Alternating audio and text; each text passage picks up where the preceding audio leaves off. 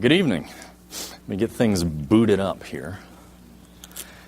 If you're preaching about technology, of course you have to use some. So the thing is, I know all the ways that the technology can break. So in addition to a copy here on my iPad, I have 50 pages of notes I printed out on paper. There is a handout for tonight. We're going to get into some details of things you can do at home. So if you did not get a handout earlier on your way in, the ushers are coming down with a few more copies of this. I will endeavor to have several of these at the Welcome Center as well for anyone who needs additional copies. One per parent at least, I think we're good. I had 200 of these printed up. And this is mainly because when I first gave this presentation, I didn't have this handout, and people were just tearing through, writing notes like crazy. I thought I'd better put this on paper so you can spend a little more time circling and not trying to write out a bunch of stuff in longhand. Now, last week, we had a call to action. And this week, we're going to talk about what actions to take. And that's going to get into some technology terms and the tools that we can use to help defend our family against some of the evils on the internet. We're going to talk about the need for accountability, blocking, and conversation. And these are all three parts of a very, very important plan. And then we'll jump into some geek speak, and that is my forte. I love translating geek into English for normal people. I may start talking really fast. I blame it on the fact that I'm a Yankee. But if you need to raise your hand and slow down, we'll be taking questions at the end, assuming that I can leave some time. So let's get started. First of all, I'd like to review briefly what we talked about last week. We're going to define technology in general as something that amplifies man's abilities, thoughts, desires, and this could be for either good or evil. In particular, we're talking about information technology, and it's really just a poor substitute for omniscience. It's very tempting to assume that this massive, vast web of raw facts just has all the answers. But you get raw facts without any moral guidance, and it is up to us as parents to provide that guidance. And then we touched briefly on the fact that there is a permanent record. Not just the fact that Facebook post may not disappear as quickly as you like if you delete it, but there is a real permanent record. I say unto you that every idle word that men shall speak, they shall give account thereof in the day of judgment. For by thy words, tweets, Facebook posts, thou shalt be justified, and by thy words thou shalt be condemned. And this is a far more permanent record than the trail you leave on the internet. God sees and God does care, even of the things that we think are just idle words. And then finally, the call to action was that we as parents need to know the capabilities and limits of the technology that our families use and actively resist the temptation to elevate man's knowledge above God's wisdom. And we showed the tree of the knowledge of good and evil is still alive and well today and still very much a real temptation. So, for tonight, technology terms and tools. We're going to start with the ABCs of internet in the home. That's accountability, and this is accountability both to God and to others. Blocking, how do you keep the stuff from getting in that you don't want? And conversation. I think conversation is probably a part that we overlook, especially in fundamentalism. There are topics that we just don't feel comfortable talking about. We were really good about preaching against the evils of drinking and all this other stuff. But for some reason, no one exactly preaches very much on pornography and what it's doing to our churches. And that doesn't mean it's not happening. So this conversation is very important. And then a crash course. How the internet works in 5 minutes. Just the nature of this conversation, it's going to get a little technical. So I figured we better give a crash course in what I mean by a router and DNS, because those two things are going to come up. We'll have a little graph showing what those mean exactly. And then finally, we'll talk about some tools. There are tools that are good for nothing. I mean, they're good, but they cost nothing in specific. You can have better tools for just a little. And finally, there are some geek secrets out there. For those of you who, I don't know, maybe have 4 or 5 old PCs sitting around in your garage that your wife really wishes you would throw away, you can do something useful with those. You can actually build a corporate-grade router out of them for free. Let's define the first term, accountability. For our purposes tonight, we can just take the standard dictionary definition, an obligation or willingness to accept responsibility or account for one's actions. And the fine print there says extremely rare in Washington, D.C. This is something we all desire in our leadership, but it's so easy to give yourself a pass on it. I believe the first step of gaining control and victory of controlling your internet use is accountability. There's nothing more difficult than denying self. We can be our own worst enemy, and the enemy knows us so well. Denying self and being accountable is a difficult first step. Now, as Christians, we all know we're accountable to God. Proverbs 5:21, for the ways of man are before the eyes of the Lord, and he pondereth all things. Proverbs 15:3, the eyes of the Lord are in every place, beholding the evil and the good. 1 Peter 3:12, the eyes of the Lord are over the righteous, and his ears are open to their prayers, but the face of the Lord is against them that do evil. We can very easily verbally admit God is omniscient, omnipresent, omnipotent, and yet somehow we think we can hide. We only think this because in his mercy, he doesn't give me what I deserve. And we presume on his amazing grace far too much. In recent lessons here about Job on Wednesday night, very often the difference between confessional and practical theology. What do I say I believe versus what do I do about what I believe? God does watch, he does care, and cares too much to leave me to my own devices. It's often been said that all God has to do to judge me is let me have my own way unrestricted. God doesn't have a smite button. There's enough sin within me to destroy myself, and no man fails alone. You'll take your family down with you. God speaks in a still small voice, and that Holy Spirit will convict us, and we have to respond to that, and we ignore that still small voice to our peril and to our family's peril. Now, God's not in this to keep you having fun. God's in this to make you more like his Son. Create a joyful life that runs deeper than just giddy momentary thrills. Christ's likeness is the reason we're here on earth. And God knows what is best for us. Now, we're human. We relate on a human level. The only thing God created that he said was not good, it was not good that man be alone. You need other people. Proverbs 11:4, where no counsel is, the people fail, but in the multitude of counselors there is safety. Proverbs 24:5 and 6, a wise man is strong. A man of knowledge increases strength, for by wise counsel shalt thou make war, and in the multitude of counselors there is safety. I'm going to speak specifically to the men for a moment. It's very easy to assume that you're in this battle alone. We are commanded to not just leave well enough alone. In Galatians 6, Paul admonishes that, brethren, if a man be overtaken in a fault, ye which are spiritual, restore such a one in the spirit of meekness, considering thyself, lest thou also be tempted.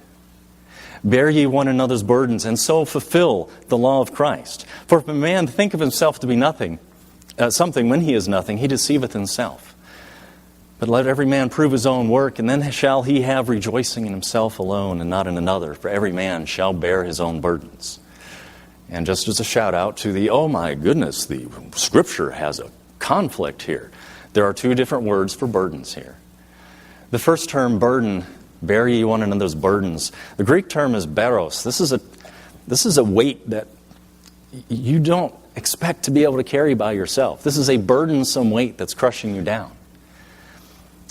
And then in the final verse here, bear ye one another's burdens, for every man shall bear his own burden. This is fortion. It's an invoice, a bill of lading, a list of what a ship is expected to contain, perhaps a list of what I am expected to do. Those are the things God holds me accountable for. He doesn't hold me accountable for the things I cannot bear on my own. We're to help one another and realize that any of us can be tempted. It's fulfilling God's law when we reach out to help those others. And God holds each of us responsible for how we complete our own obligations.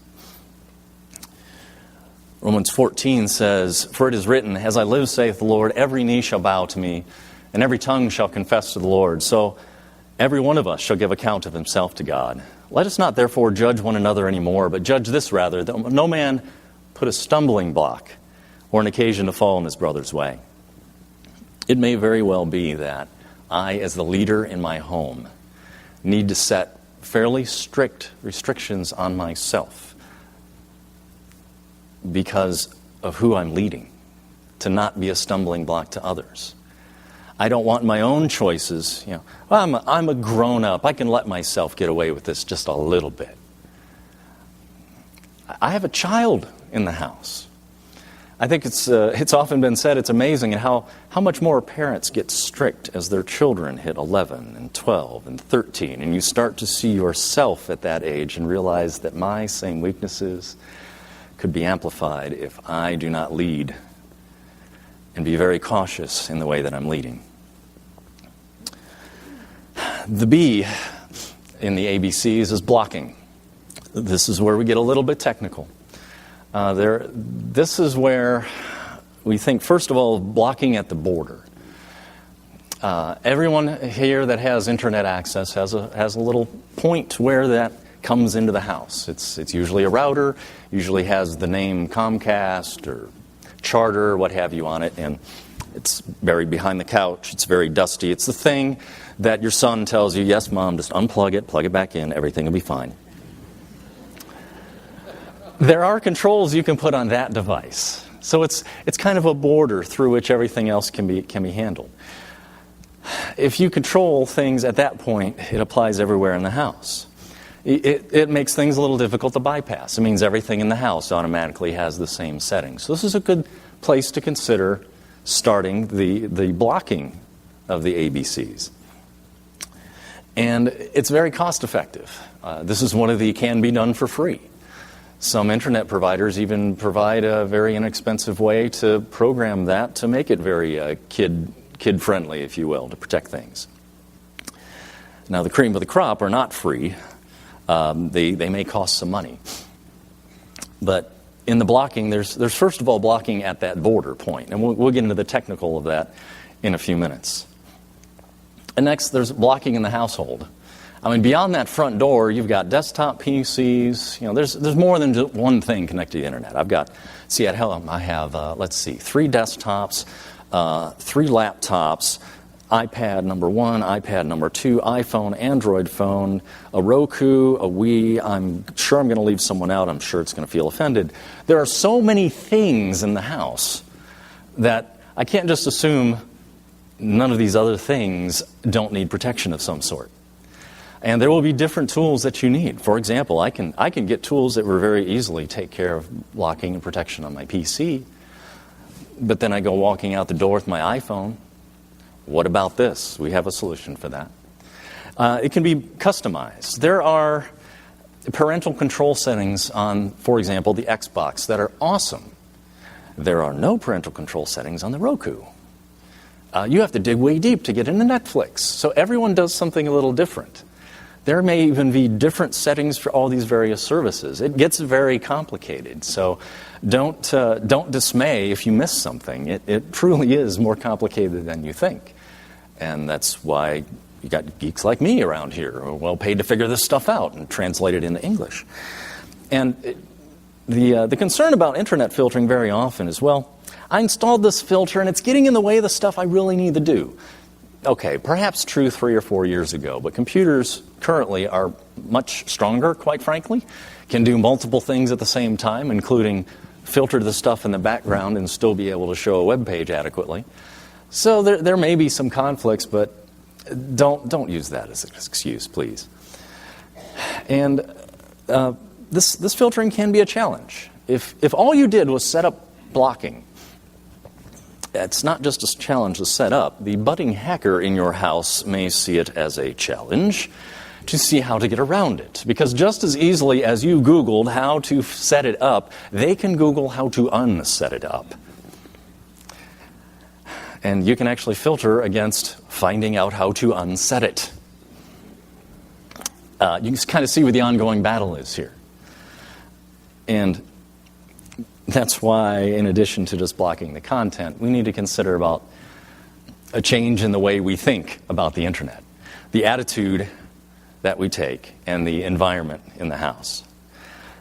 This kind of gets into the warm, fuzzy, nebulous human aspects of it. You may need to set some rules. The heart is desperately wicked and deceitful. Have anyone here had your child say, "Don't you trust me?"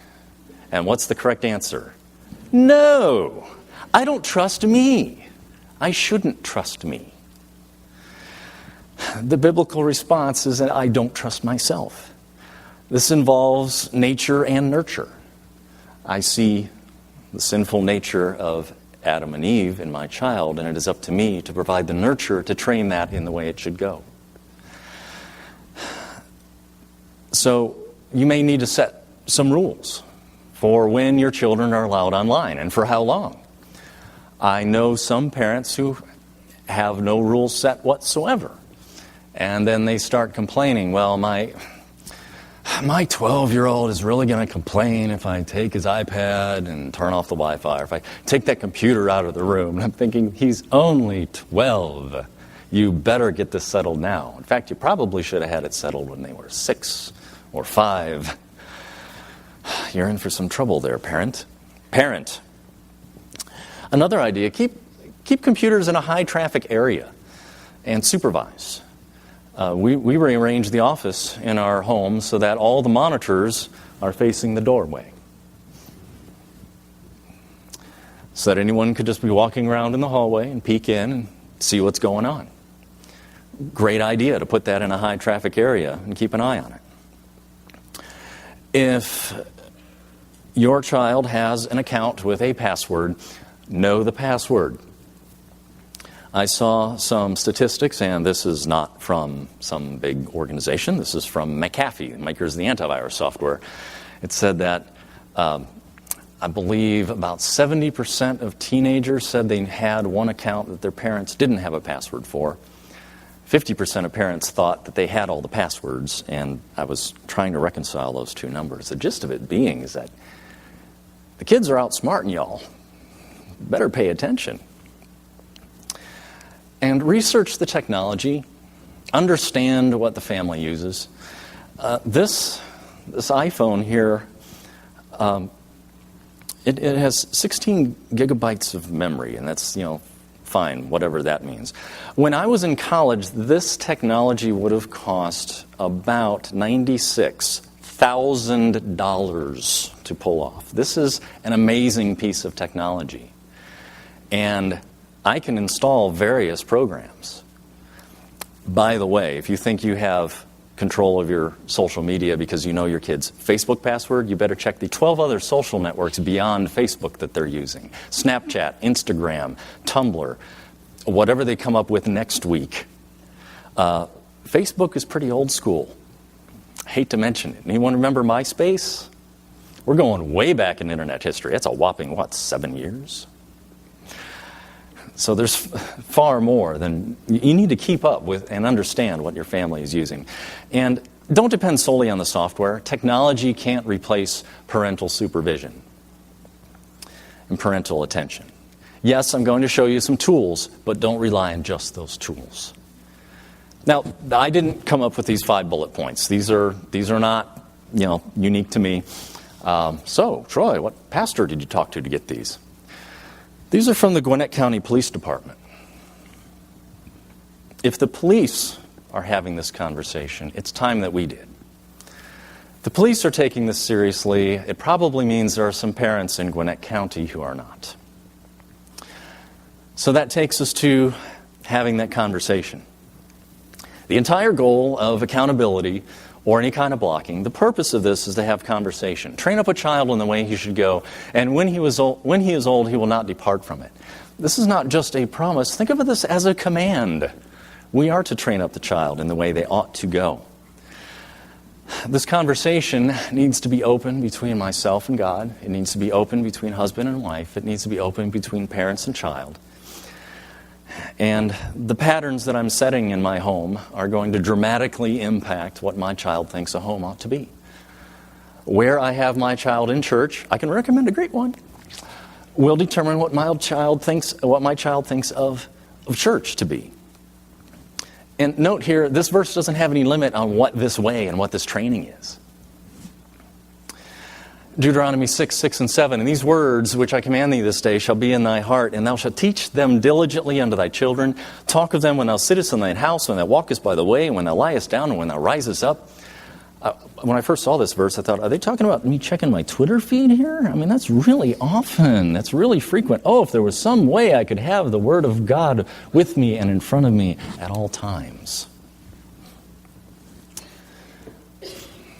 And thou shalt bind them for a sign upon thy hand, and be frontlets upon thy eyes, and thou shalt write them a post of thy house and upon thy gates. Jewish rabbis take this very seriously. To this day, we went to Israel on vacation, and on the posts of the hotel room, there are scripture verses on the doorposts. I could not imagine going to a hotel anywhere here in the United States that had a Bible verse on the door frame. They still do that today. It's on the post of the house. If there was some way where I would have the Word of God, like frontlets between my eyes or right here on my hip at all times, it's my Apple iPhylactery.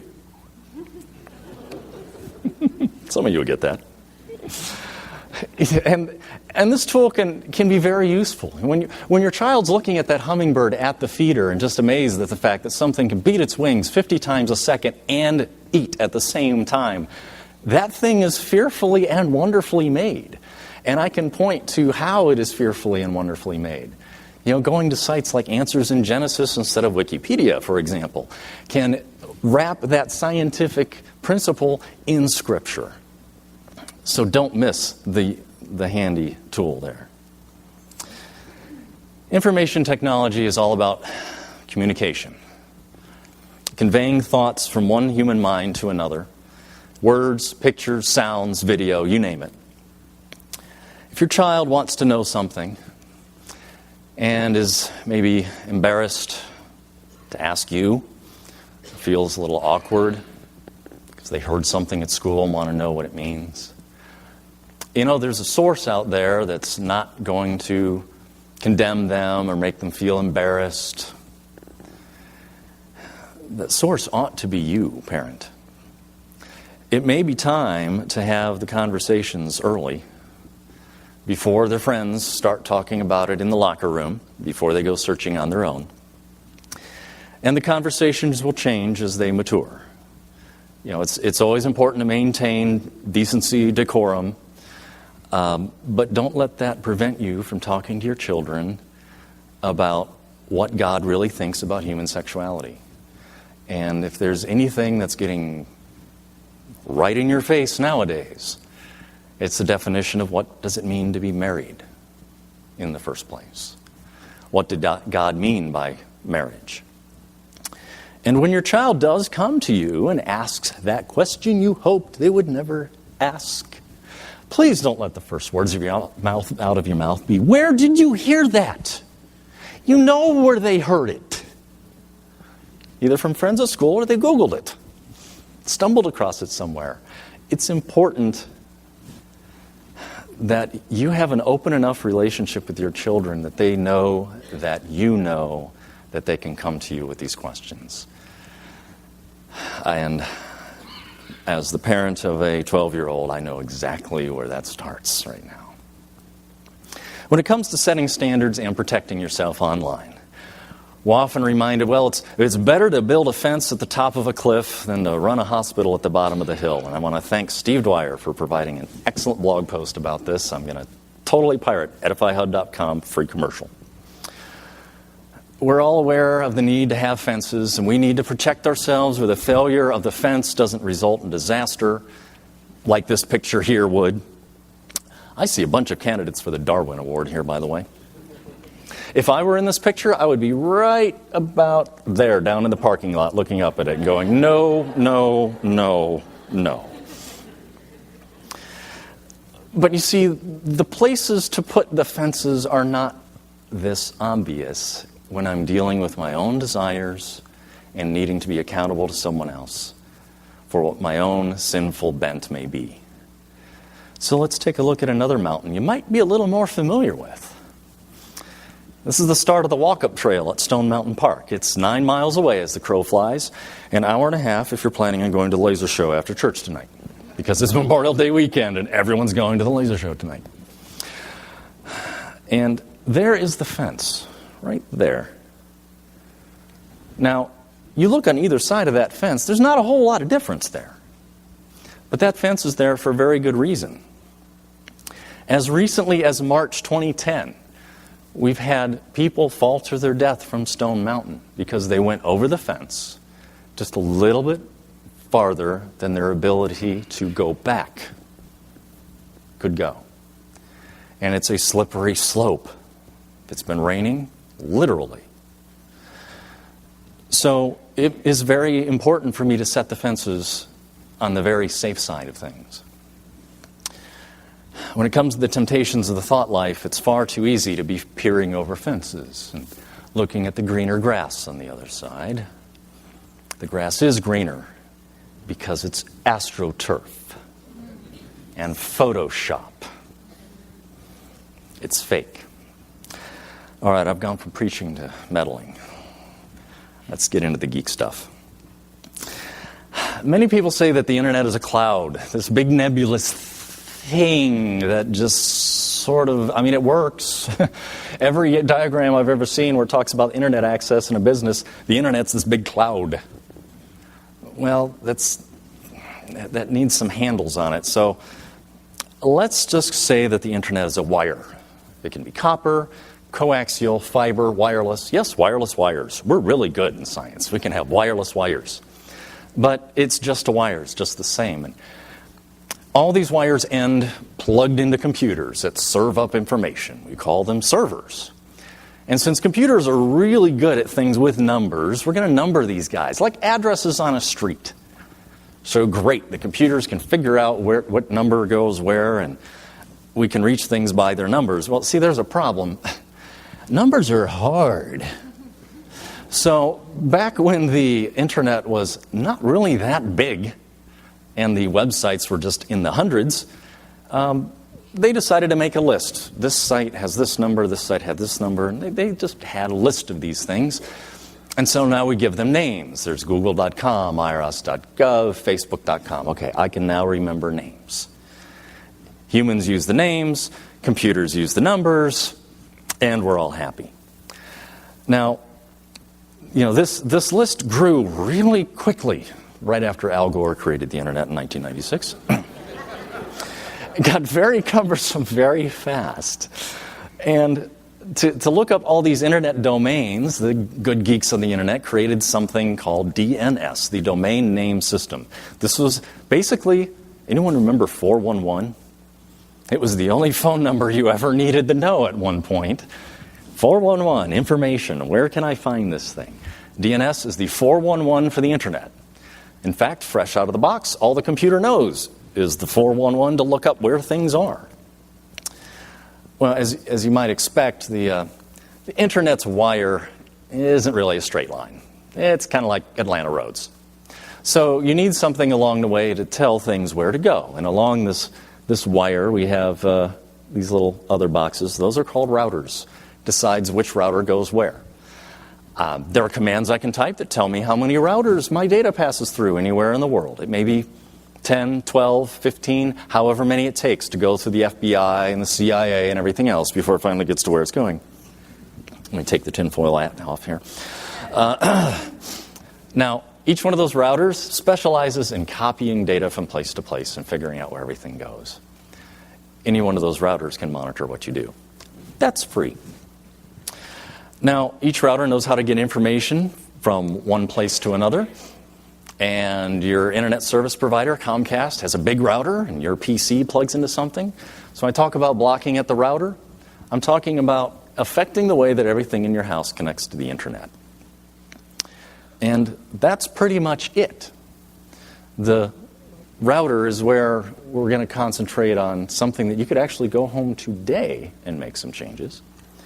And that's basically all of the internet you need to know as we go through the list of tools here tonight. So when you decide to go to facebook.com, you type in www.facebook.com. Your computer says, I've not heard of that before. Right. It asks Comcast, where is this? Comcast says, I don't know. Let me ask the DNS server. I have its number. Here's the number. Go for it. And bing, cat videos. You've got it.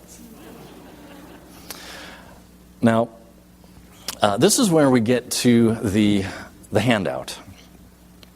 On the handout, you have several categories. There's accountability, blocking tools, and so on. What I have here on the screen are, when you go to these websites, this is what you're going to see. So when you go to opendns.com, for example, this is what the site looks like, and the handout explains what's the big deal. It's possible for you to make a setting change on the router that will affect whether or not you can even get to a website no matter what device is in the house.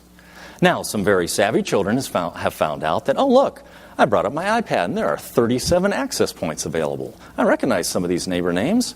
Oh, no password on that one. So have a password on your Wi-Fi and have a conversation. Not just with your child, with your neighbor who doesn't have a password on their Wi-Fi.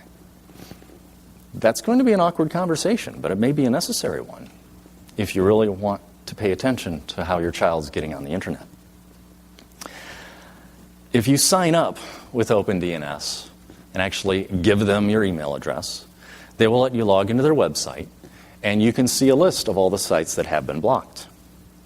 This is not stored on the computer, the iPad, or the phone. It's stored on their servers, so you can look it up anytime. This is a free service. Another one of the good-for-nothing free tools is X3 Watch. Now, be forewarned. If you activate OpenDNS and you try to go to the parent organization of this company, it will be blocked. It's xxchurch.com. Yes, that's their domain. And they advertise themselves as the internet's #1 Christian porn site. It's for pornography recovery.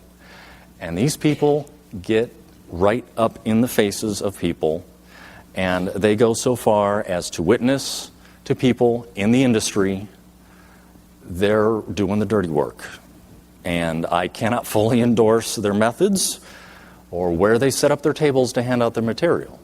But this is one of the better tools they give away for free to do internet accountability. Every 2 weeks, a selected accountability partner will get an email indicating these sites may warrant a conversation with you. Highly recommend accountability software. This is the first free one. They also provide filtering. And finally, a very good internet filter to have on your home PC. This is also free. K9 Web Protection. Oh, cute. It's got a little puppy dog. You can configure it to bark when it blocks, which is awesome at 1 a.m. when you're not expecting it. Headphones go flying. It does a very good job of blocking and monitoring. With some slight settings, I actually got it to let me see YouTube videos that people are sharing on Facebook and block all the comments. Yes. I don't care what anyone else thinks about that video. I just want to see it. Some filters look at the comments and go, whoop, somebody cussed. Comments. People's children, I tell you. I would also recommend a web browser. One in particular is called Mozilla Firefox. It has some very interesting add-ons. There's one called NoScript, which turns off JavaScript functionality, little programs that your computer uses to run things like pulling in banner ads and so on. It takes some training, but you can really clean up all the clutter around the edges of your screen. It is fairly frequently updated, and I highly recommend Mozilla. Another item on that list is Google Chrome. Now, if you have a Gmail account or you do Google anything, for example, here at church, we have Google Docs, Google would love for you to use their browser and everything else that they do. And you log into the browser, and your web history follows you everywhere, and it maintains location history, and Google just wants to give you all of this free information. Keep in mind, if you're getting something for free, you're not the customer, you are the product. because they're going to have advertisements that are eerily close to the things you've searched. I did a search for stage lighting once. To this day, on my Facebook page, I get ads about stage lighting. That was 6 months ago. Google's following me because I use their browser. So, AdBlock Plus. This is an ad blocker. I installed this a long time ago and didn't know that Facebook had advertising until I used it on a friend's computer who didn't have ads blocking. Like, what are all these ads everywhere? AdBlock Plus does a great job of turning off the advertisements, cleaning up the page. Some of the ads, even if not for adult material, are still not a blessing. I block as many as I can. Now, on a security standpoint, you may have heard something called Java. Java is free to remove, and I recommend that you do so. There is a lot of criminal activity that specifically targets old versions of the Java feature in a lot of browsers, where just what looks like a little pop-up ad actually installs software that monitors your keystrokes, sends a copy of your address book off to Lithuania so that all your friends get spam that looks like it's from you. This is a mess to clean up. Uninstall Java. You'll thank me later. There are very few exceptions to that. Now, if you still have some budget left in your internet, I can very highly recommend AccountableToYou.com. Another plug for Edify Hub. If you sign up through Edify Hub/accountable, or go to resources and click accountability, you can sign up, get it free for a few weeks, and Steve Dwyer gets a little thanks from the folks at Accountable to You. This is software that you can install. Accountability software works on the Macintosh, on Windows PCs, on the iPhone, on the Android, everything. $5 a month for everything in your house. This is a tough deal to beat. And we have church members here who are personally acquainted with the people who are running this business. So I can highly recommend AccountableToYou.com. Another one that some people here may already use, Covenant Eyes. They have both accountability and filtering for $5 to $13 a month. I'm not particularly keen on some of their marketing literature. They have updated it recently, so they really had some statistics about just how early kids are getting exposed to inappropriate content, and they were pulling it from something from the 1980s. Like, we didn't have internet in the 80s. How could this possibly apply today? It's probably worse today. But CovenantEyes.com, they provide accountability and filtering options very inexpensively. And I know some church members here that use NetNanny. Now, this is a little more expensive. It is pretty strong. It's very solid. I work at Envisionware. We specialize in software for libraries. A lot of libraries use this. I figure if libraries are opening it up to the general public, it should be pretty solid by now. So I can highly recommend NetNanny if you're willing to shell out a little bit more money. And it gets installed on various PCs. It has a few extra features, profanity filtering, alerts, and that sort of thing. And it's compatible with both Windows 7 and 8. Now we're going to get real geeky. Anyone here still running Windows XP? Wah, wah, wah. Microsoft just says you're not getting any more updates. It doesn't mean your computer is going to explode. It just means if some hacker figures out a way to trash your computer, Microsoft's not going to add a patch through Windows Update anymore. I would recommend you update your PC or change browsers, buy a boat, have an anchor. Not sure, but you may need to do something about the Windows XP machines. I would highly recommend, at the very least, keep it as up-to-date as you can, and don't use Internet Explorer. Switch to one of the other browsers listed on the handout. Another geek thing, number 2, the Pray Project. This is a free tool. It's for anti-theft. It's a little program you can install on Android, your Apple iPhone, PC, laptop. And if your machine ever gets stolen, you log into their website, you tell it, my machine's stolen, and it will start tracking its GPS location, attempt to take photos with the webcam, send you screenshots of what's happening on the screen, and not tell anyone that it's happening. Or you can use it to keep an eye on your kids. I'm just saying. It's free and it's out there.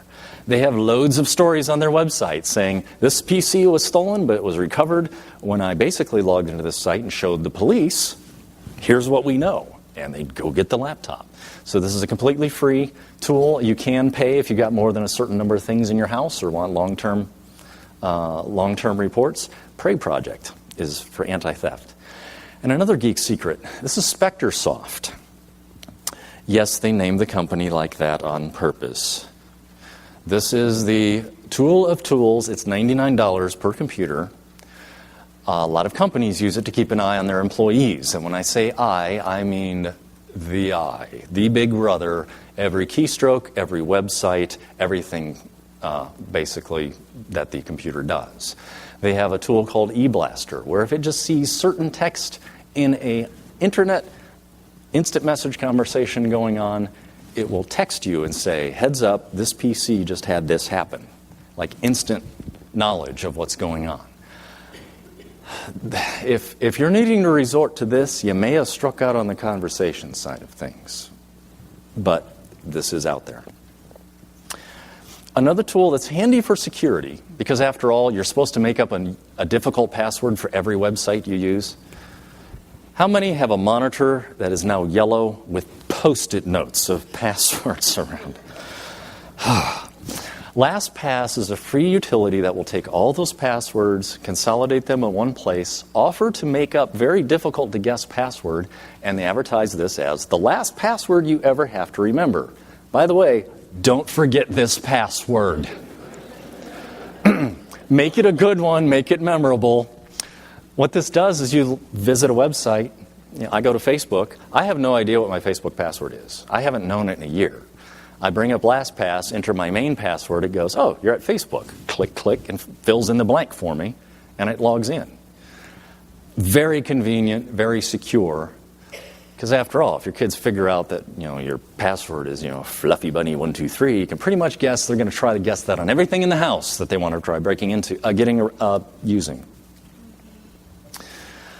Now, this is for the guy who's got the PCs in his garage.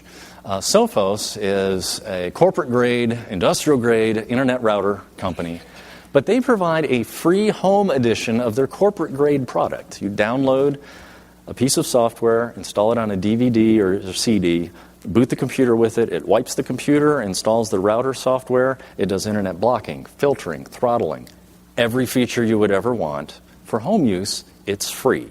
When they say home, they define home as any place that has 50 or fewer devices plugged into the network. Some of us may actually exceed that, now that I think about it. But it is free. This would be a great, father-son geek project. Rebuild an old PC okay, maybe not everybody, but all right. Kira and I will let you know how it goes. Now, you could do this tonight. If you go to OpenDNS and select the Family Shield option, they're going to ask some questions. Where would you like us to spam you with email? To send marketing. Beg you to pay. And notice there's a link down below that says, or continue without signing up. You don't even have to sign up. You don't have to give them anything. And then, okay, do you want this on your router or your PC? And I click, okay, router, because I know I have one somewhere under the couch. Where's the thing? Dust it off. Okay, it looks like that one. Or maybe I find the brand name. I select the brand name of it. Okay, well, let's see. It has 2 antennas, and it's white, and the label's on this side. I think it's that one. And they will tell you exactly what you need to do to activate their Family Shield product. And what it does is, by default, blocks all pornographic websites, several other sites that tell you how to get around sites that are blocking pornographic websites, and other things of nefarious or illegal content. Completely free, and you could literally set this up tonight when you get home. Now, what would I recommend as next steps? I think everyone here could probably rearrange a room or remove a PC from a child's room if it has internet access at all. I'm going to get off that soapbox briefly. Get OpenDNS on your router. Up there it says, if you need help, contact the Berean Geek. We'll work for food. Have us over for dinner. Ask me all the geek questions you want. No problem. As you can tell, this stuff just kind of oozes from my pores and just rattles off endlessly. We'll work for food. I used to say we'll work for babysitting, but, Kira's 12 now, so that doesn't go very well. No one is beyond temptation. I found this 20-page report about all the statistics that would just curl your hair. It seems that the number one telling factor of whether or not you will be tempted by inappropriate internet content is a pulse and being human, a son of Adam or daughter of Eve. So none of us are beyond this. Men, are you stronger than Samson? A man after God's own heart more than David? Wiser than Solomon?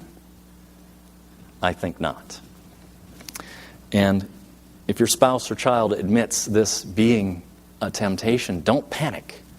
The URL up here, this is a blog post by Steve Dwyer's wife, who's explaining what a wife's response may be when your husband says, look, I believe this is a problem for me. I need you to be my accountability partner. Men, I would recommend spouse and another friend be an accountability partner. And if there is a problem, get help. This is the place to get the help. No one here is beyond the temptation.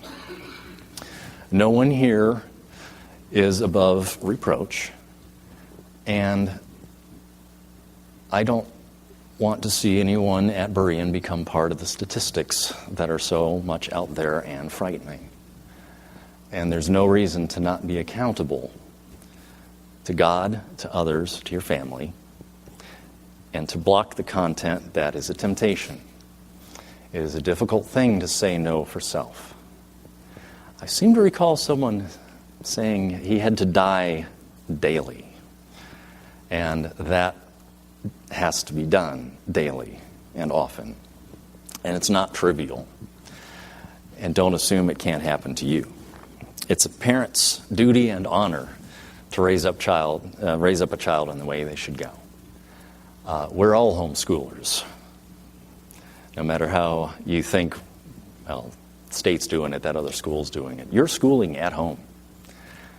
And more of the things that we teach their children are going to be coming over this internet. It's very valuable to have a plan in place and start the conversation early.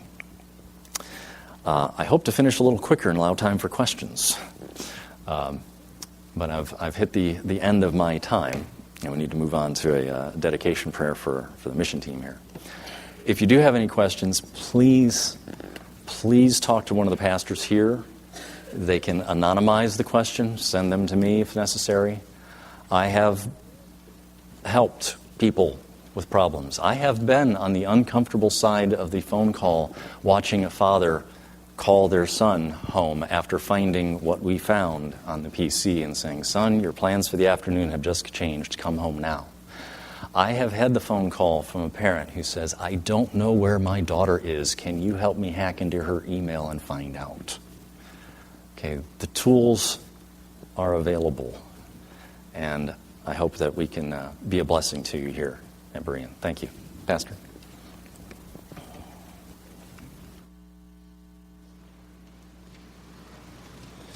What you heard is good and reasonable and necessary. Thank you. Thank you so much, Troy. That's wonderful. And